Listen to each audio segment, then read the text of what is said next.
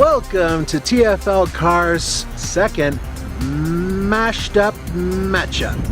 I'm Nathan Adlin. Today I decided to bring a vehicle that can be taken off-road because we are going off-road, at least on the dirt.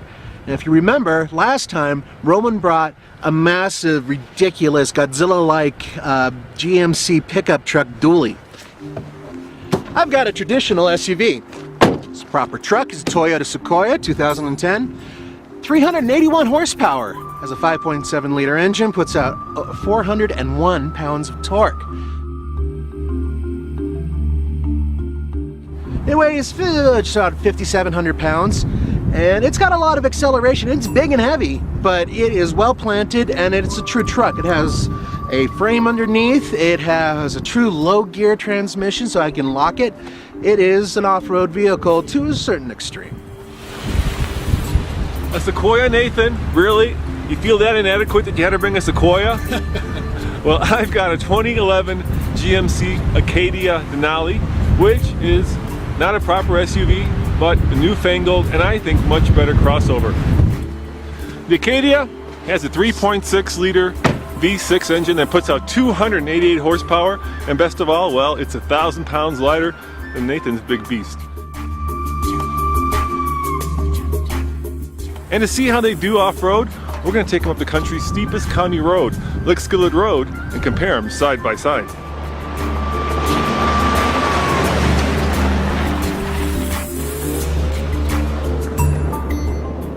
How's my hair look? You look great, Nathan. Just get on with it, man. It's really hard to demonstrate how steep Lickskillet Road truly is, but I found a way to do it with iced tea. One of the things about video is you can't show steep angles without showing, you know, how something dips, how something moves. Well, look at that. That's how something moves. That's a steep road.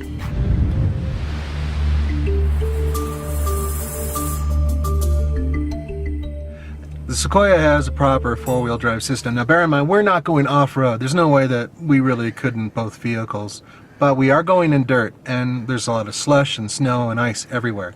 And as this is a steep dirt road, putting this vehicle into four-wheel drive high is the smart bet. Hey Nathan, just to make this a bit more interesting, guess what? I brought a stopwatch. I'm not saying this is a race, but I'm figuring that this crazy heavy truck of yours won't do as well up this crazy steep road as my car. What do you think? I say you're gonna lose, and go ahead and fire it up. Let's do it. All right, Nathan, here we go. Start. You're off. Good news is, with a truck like this, I got one big ace in the hole. Heavy weight pushing me down, V8 pulling me up.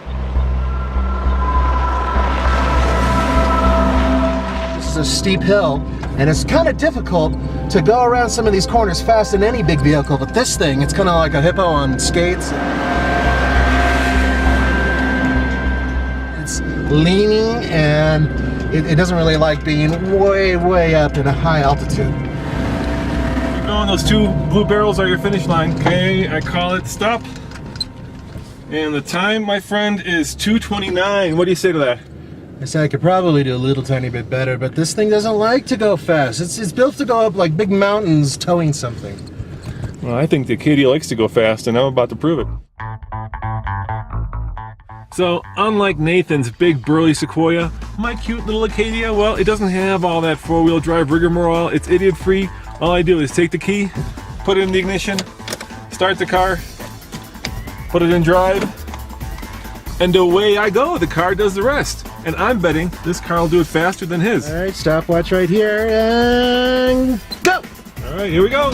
Oh yeah, feel the power of the American muscle car V6. Oh my gosh, this thing's already faster. You know, this is an SUV-ish kind of car, and it's still not built for being flogged around these dirt roads.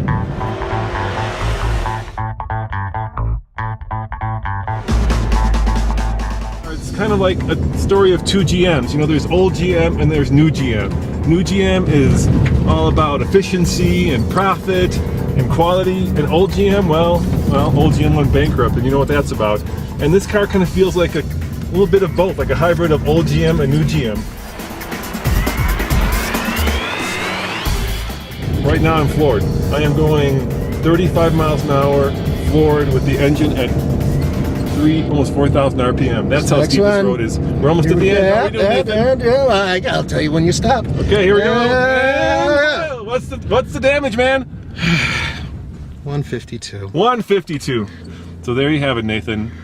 Unlike your big fat pig of a car. All right, it's not a big fat pig. It's just a big fat car. It's an SUV. SUV. A proper SUV. Horsepower and lightness obviously offset each other, but in this case, lightness trumps horsepower. Would you agree? I would. Actually, around the corners, this felt a lot more secure. So Nathan, what have we learned from this mashed up matchup? That for some reason we raced and you won. Come back next time for another one.